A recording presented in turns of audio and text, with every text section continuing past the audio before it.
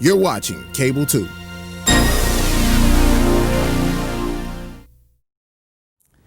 Hi everyone, I am Superintendent Angela Harrison, and I want to share some information with you today about our plan for the fall, our reopening plan, our safe reopening plan.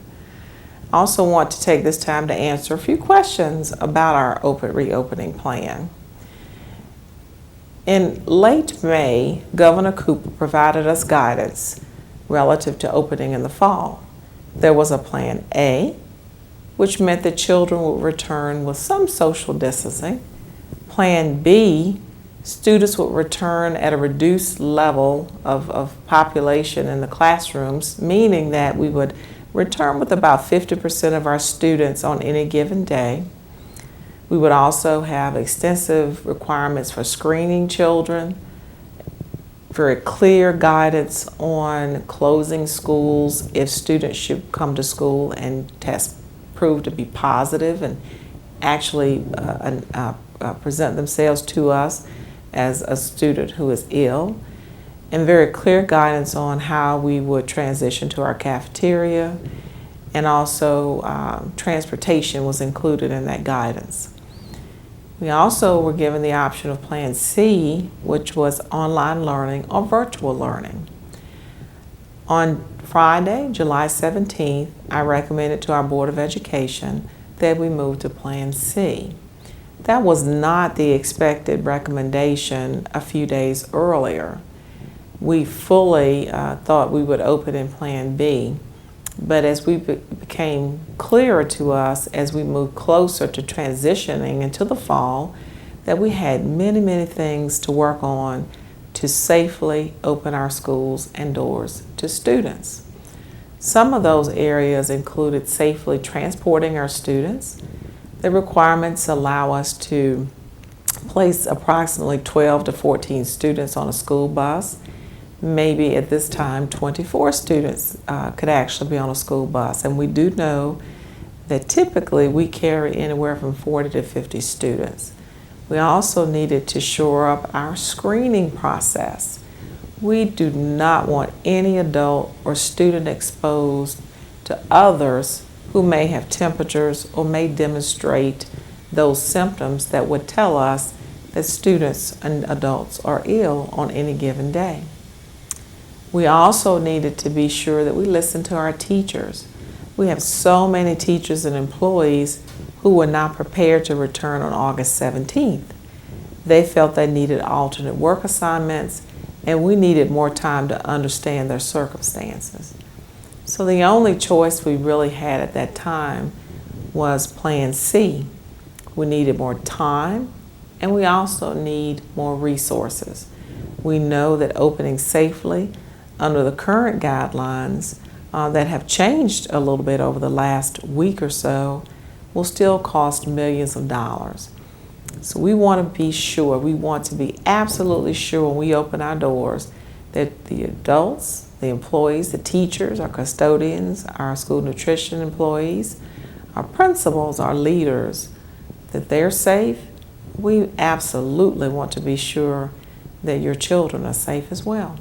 So we appreciate your patience during this first quarter as we take time and secure additional resources, hopefully, to open our doors in October, later in October, safely to children. So what is the Plan C?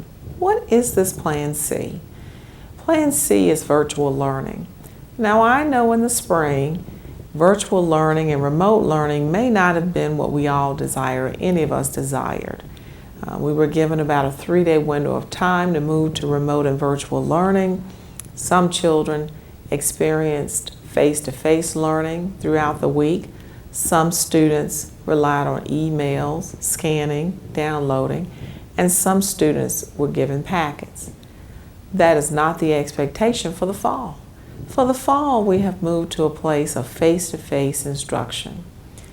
Students will be given schedules. They'll follow their daily schedule, the same schedule as they would if they were in school. They will see their teacher through Zoom or Microsoft Teams.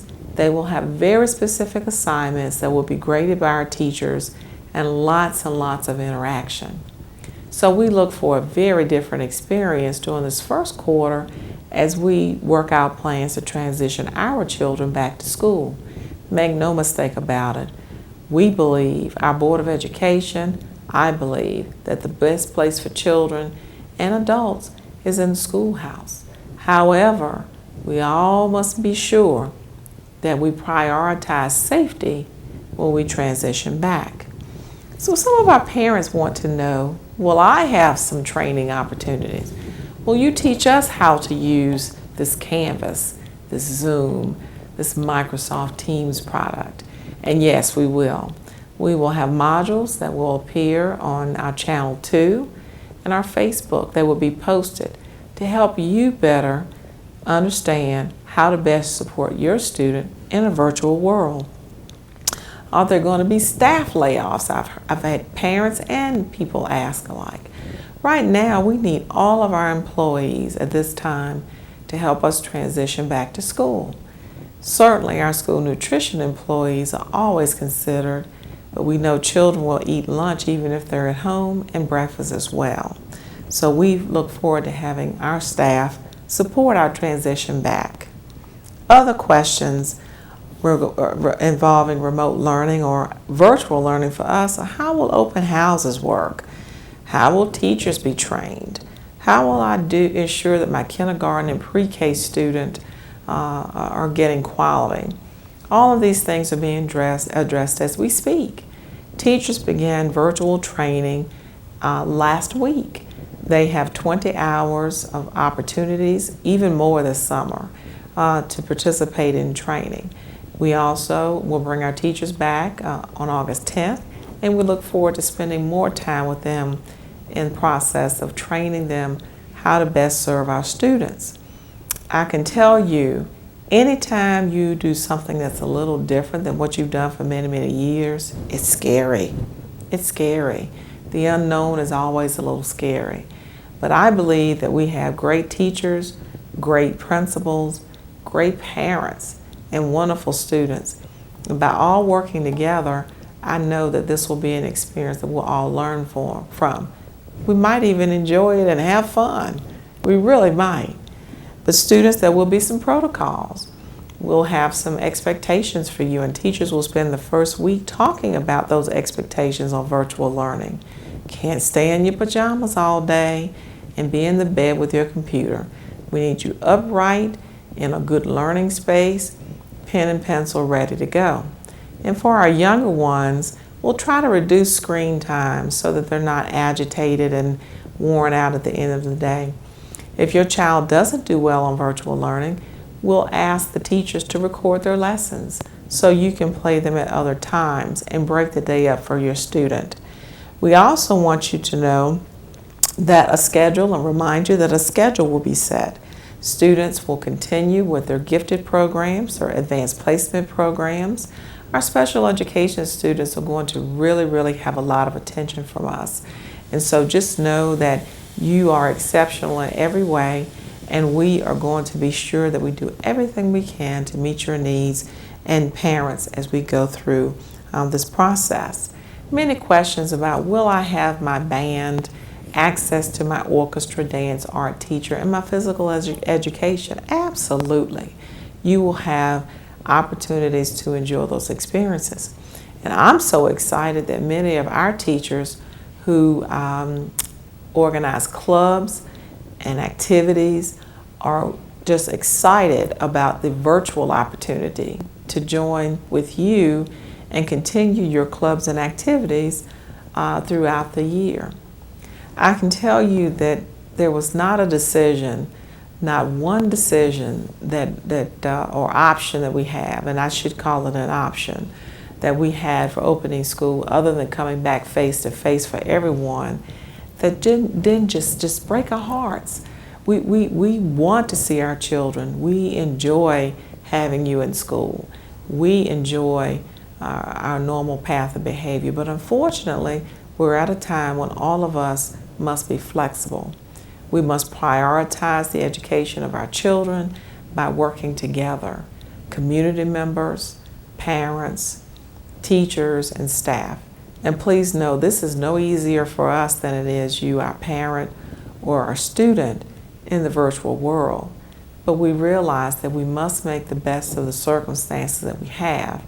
And I will tell you, I am in contact with superintendents and school districts across the country, and the Winston-Salem Forsyth County School District is very fortunate. We had private donors provide over $1 million to us so that we could provide textbooks for our students. We are very fortunate.